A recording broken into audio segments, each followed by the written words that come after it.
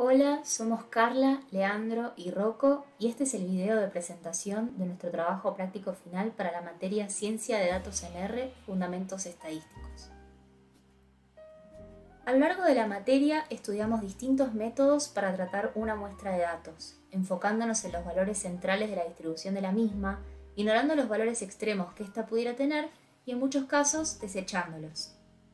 No obstante, en muchas disciplinas, como la economía, la ingeniería o las ciencias ambientales, resulta importantísimo analizar estos valores extremos y los eventos que ellos producen por su alto impacto. Encontrar un análisis que, lejos de ignorarlos, se centre en describirlos, entonces resulta vital. Nos propusimos presentar la teoría de valores extremos y trabajar un poco la problemática de su análisis. En particular, como en meteorología una de las grandes guías para el estudio de eventos extremos son las olas de calor, decidimos visualizar este tema utilizando datos contenidos en un paquete de R llamado Heatwave R. Este dataset contiene las temperaturas mínimas y máximas diarias en grados Celsius registradas en Argel durante el periodo 1961-2005. La ciudad de Argel es la capital de Argelia y se encuentra situada en el litoral mediterráneo del continente africano. Como esta ciudad se ubica en el hemisferio norte, particularmente en una zona subtropical y a orillas del mar Mediterráneo, su climatología es mediterránea marítima, con lo cual las temperaturas cumplen con un régimen normal de temperaturas más frías en los meses invernales de diciembre, enero y febrero, y más cálidas en el verano de junio, julio y agosto, aunque moderadas por la influencia de este gran cuerpo de agua. Es por eso que en verano, gracias a las brisas que vienen desde el mar, las máximas no tienden a superar los 30 grados. Sin embargo, en esta ciudad se dan eventos de olas de calor, especialmente cuando soplan los vientos del sur, provenientes del desierto de Sahara, que son muy cálidos. Del gráfico que muestra la serie de temperaturas máximas diarias para esta ciudad a lo largo de este periodo, se observa que las mismas se encuentran entre los valores de 15 grados y 30 grados, con algunos casos anómalos por debajo y por arriba de estos valores, como acá, acá o acá. Uno se podría preguntar entonces, ¿qué tan anómalos son estos valores, especialmente los más grandes? ¿Cómo los encuentro y analizo? ¿Qué distribución siguen los máximos? En un esfuerzo de explicar algunas de las interrogantes que nos puedan surgir después de ver esta marcha diaria de temperaturas máximas, vamos primero a charlar un poco de algunos temas sobre teoría de valores extremos, vamos a plantear una serie de ejercicios para poner en práctica estas cuestiones, y vamos finalmente a resolverlos juntos, explicando. Entonces empecemos.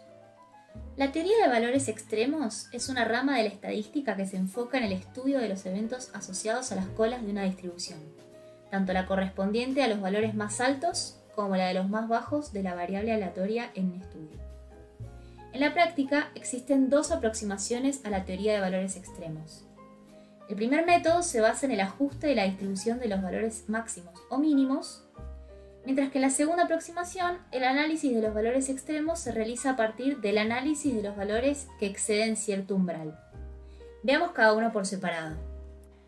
Bueno, empecemos por el primero.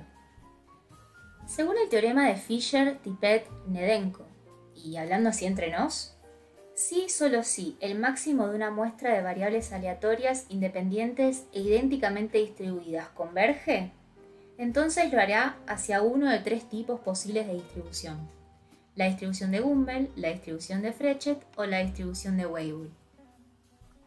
Formalmente, el teorema dice: sea x grande sub 1, x grande sub 2, hasta x grande sub n una sucesión de variables aleatorias independientes e idénticamente distribuidas provenientes de una función de distribución en común f, y sea m sub n igual al máximo entre todas ellas, donde cada x grande sub i representa un valor de un proceso medido en una escala temporal fija. Entonces m sub n representa al máximo a lo largo de n observaciones. Por lo que si existe una sucesión de pares de números reales a sub n y b sub n, tal que para cada n se tiene que a sub n es mayor a 0 y se respeta este límite que está acá, donde f es una función de distribución no degenerada, entonces la distribución límite pertenece a alguna de estas tres familias que están acá. Vemos entonces tres tipos. El primer tipo es la familia de Gumbel, que respeta este cociente de acá. El segundo tipo es la familia de Frechet, que respeta esta ecuación de acá. Y el tercero, la familia de Weibull, que respeta esta ecuación de acá. Y aquí podemos ver unos gráficos que obtuvimos de las diapositivas de Mariela cuando presentó este tema al finalizar la cursada de la materia. Los parámetros de posición B y de escala A son válidos para los tres tipos de familia. A tiene que ser mayor a 0. Y en el caso de las familias 2 y 3, también está el parámetro alfa, que también es mayor a 0 y es un parámetro de forma. Estas tres familias se agrupan bajo el nombre de distribuciones para valores extremos. Y como podemos ver en estos gráficos, tienen comportamientos distintos debido a las diferentes conductas que toman sus colas. Entonces, primariamente, para un set de datos se podría adoptar alguna de estas tres familias y encontrar los parámetros correspondientes. Pero esto no resulta útil, porque habría que saber de antemano qué distribución es la apropiada para los datos, y la realidad es que eso implica una suposición muy grande que a veces puede no ser acertada. En cambio, se pueden reformular estos tres modelos combinándolos en una sola familia de modelos llamada Generalized Extreme Value, o GEV como le diremos en adelante, tal que su función de distribución cumpla con esta forma. Esta forma se encuentra definida para estos valores que tenemos acá, y los parámetros satisfacen que mu esté entre menos infinito e infinito, sigma sea mayor a 0 y que xi también vaya de menos infinito a infinito.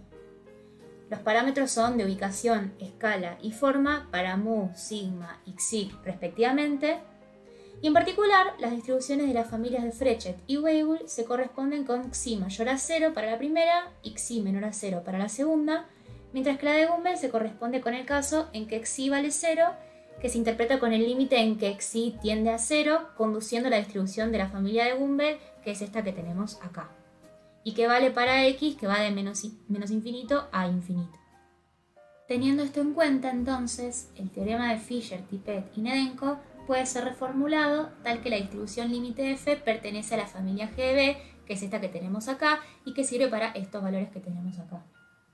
Ahora, ¿por qué es esto importante?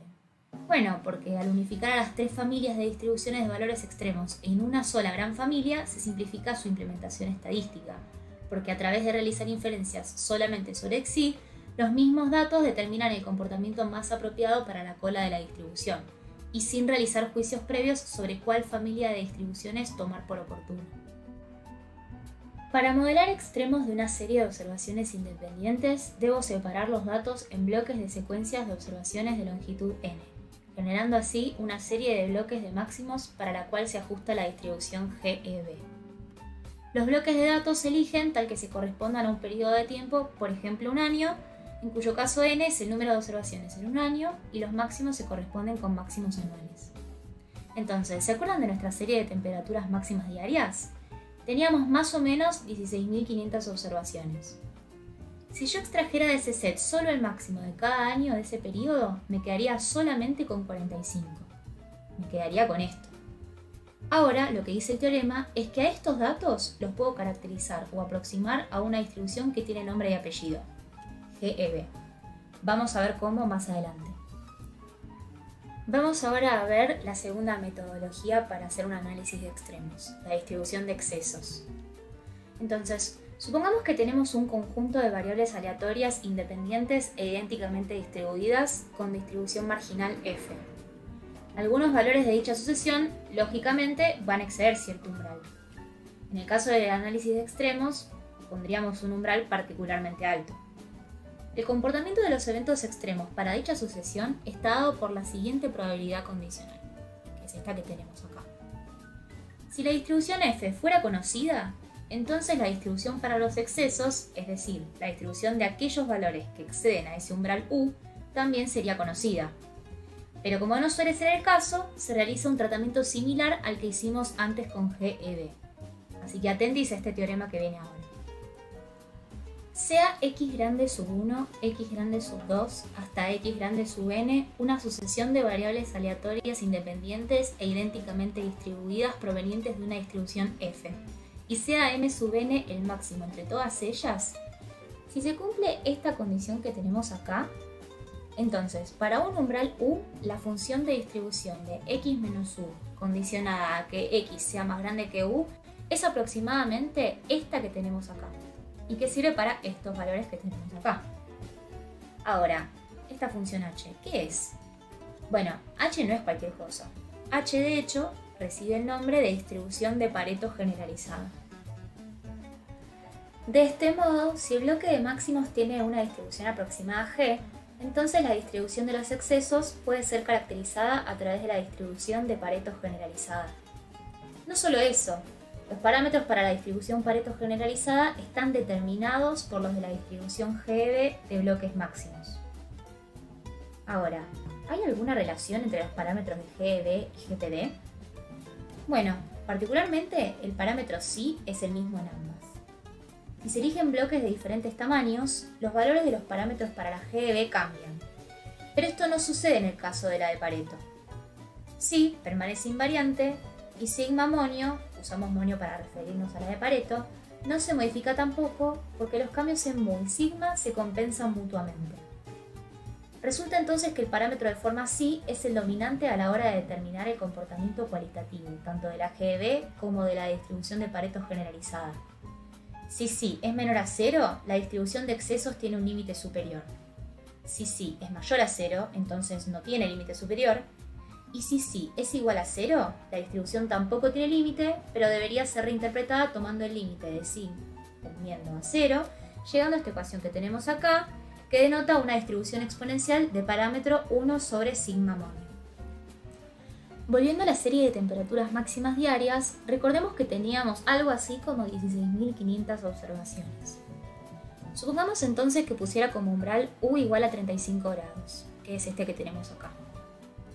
Voy a querer quedarme entonces solo con las temperaturas que excedan este valor, estas que redondeé con amarillo. Bueno, entonces lo filtro. Veo que termino teniendo muchísimos más valores que con la metodología anterior, ¿se acuerdan? Bueno, esta es la principal ventaja de este método frente al otro. Block máxima, al obligarte a quedarte con un solo valor máximo anual, no permite tener más de un valor extremo que merecería tener en cuenta para el análisis y que correspondan al mismo bloque. Por ejemplo, si tuviera una ola de calor con temperaturas superiores a 38 grados de 7 días de duración, solo tendría información del día más cálido de todos esos. Perdería la información de todos los demás, y la verdad es que es un evento largo e importante. Ahora, lo que dice el teorema es que estos datos los puedo caracterizar o aproximar a una distribución que tiene nombre y apellido, que es GPD. Vamos a ver cómo más adelante. Hasta ahora pudimos decir qué pinta tenía la distribución de máximos de un conjunto de datos y a través de esa pinta podríamos llegar a explicar el comportamiento de los eventos vinculados a estos datos. Veamos entonces qué pasa cuando quiero particularmente ver un subconjunto de esta cola. El nivel de retorno x sub t para series estacionarias con distribución f es esencialmente un percentil, pero no cualquier percentil. El percentil 1 menos 1 sobre t de la distribución, es decir, que es el valor xt que satisface que f en xt sea igual a 1 menos 1 sobre t. Entonces veamos cómo escribir estos niveles de retorno con la metodología del block máximo. Los estimadores de los cuantiles para extremos en una distribución anual de máximos se obtienen invirtiendo estas ecuaciones que tenemos acá, donde f de x sub p es igual a 1 menos p, siendo x sub p el nivel de retorno asociado al periodo de retorno 1 sobre p, tal que éste sea superado en promedio una vez cada 1 sobre p años. En particular, definiendo y sub p de esta manera, se llega a este set de ecuaciones. Entonces, x sub p, el nivel de retorno, es excedido por el máximo anual de cualquier año particular con una probabilidad p respetando estas ecuaciones y siguiendo la metodología del block máximo. De este modo, se tiene que si se realizara un gráfico de x sub p versus y sub p tomando una escala logarítmica, el gráfico resulta lineal cuando psi es igual a 0. Si psi es menor a 0, el gráfico es convexo con un límite asintótico cuando p tiende a 0 en mu menos sigma sobre psi. En cambio, si psi es mayor a 0, el gráfico es cóncavo y tiende a infinito.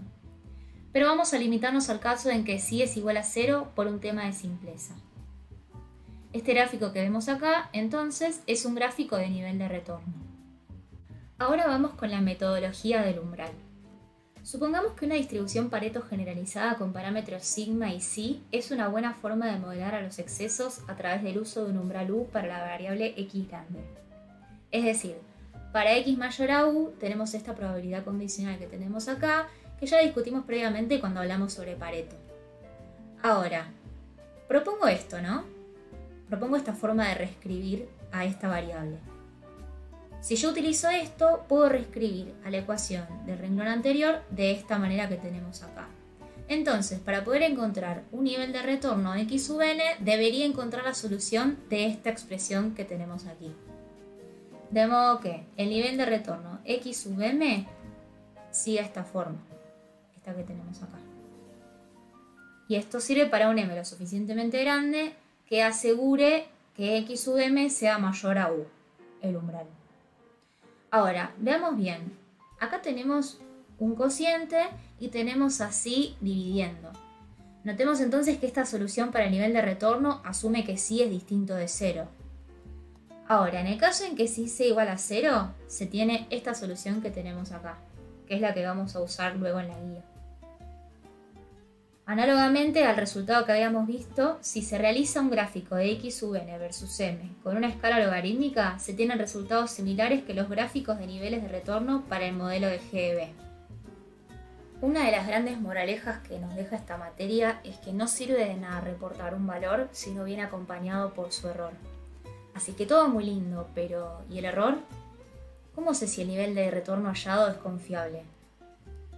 Así que bueno, antes de entrar en crisis, vamos a hablar de error estándar e intervalos de confianza sobre niveles de retorno. Nos enfrentamos al problema de querer estimar un percentil que se encuentre en la cola de una distribución. Tengamos en cuenta, por ejemplo, la distribución de Gumbel. El nivel de retorno es este que está acá. Tenemos entonces el estimador de x sub p a partir de estimar los parámetros de la distribución mu y sigma. Es decir, que si conocemos a mu y sigma, también vamos a conocer a x sub p. Pero conocerlo de este modo tiene un costo. Como la estimación de x sub p depende de las estimaciones de mu y sigma, tenemos una expresión que relaciona la varianza del estimador x sub p con la matriz de varianzas-covarianzas de las estimaciones de los parámetros mu y sigma, la cual es esta que tenemos acá, donde el tercer multiplicando es el vector de derivadas parciales de los estimadores para mu y sigma con respecto a cada una, y B es la matriz de 2×2 de varianza-covarianza de los estimadores de mu y sigma. En particular, el error de un intervalo de confianza asintótico se puede escribir de esta manera, donde el primer multiplicando es el percentil de una normal 0,1 y el segundo es la desviación estándar del estimador, que es la raíz de la varianza del estimador que habíamos obtenido arriba al relacionar el gradiente con la matriz de varianza-covarianza. Entonces, para este percentil elegimos el alfa del nivel del intervalo como hicimos siempre. Entonces supongamos que queremos un intervalo con un 95% de confianza. Entonces, alfa me queda 0,025. Vamos a querer el valor del eje X de una normal 0,1 para el cual queda 0,025 de área a su derecha. De esta manera ya podemos armar un intervalo de confianza de nivel 0,95 que no solo nos dice un valor puntual de la estimación del percentil para la Gumbel, sino que también nos dice qué tanto puede alejarse de este valor, si exijo una confianza en el resultado del 95%. Con esto logramos una interpretación más informativa del resultado que nos da un rango de valores que podría suceder si exigimos tal confianza. Esto nos lleva a dos promesas de campaña que vamos a ver en el próximo video, que es cuando veamos los ejercicios de la guía propuesta para esta temática. La promesa de campaña 1, que indica que vamos a poder hacer gráficos que muestren esta varianza en nuestros ploteos de, por ejemplo, x sub m en función del logaritmo de y sub m con su desvío correspondiente. Y la promesa de campaña 2, que dice que vamos a poder determinar un intervalo de confianza para un nivel de retorno dado, que es esto que estuvimos charlando en esta última diapositiva. Así que bueno, ahora sí, llegamos al final del video, esperamos que haya sido claro y nos vemos en el próximo, en que veremos cómo resolver la guía de ejercicios que preparamos para mojar un poco los pies con valores extremos.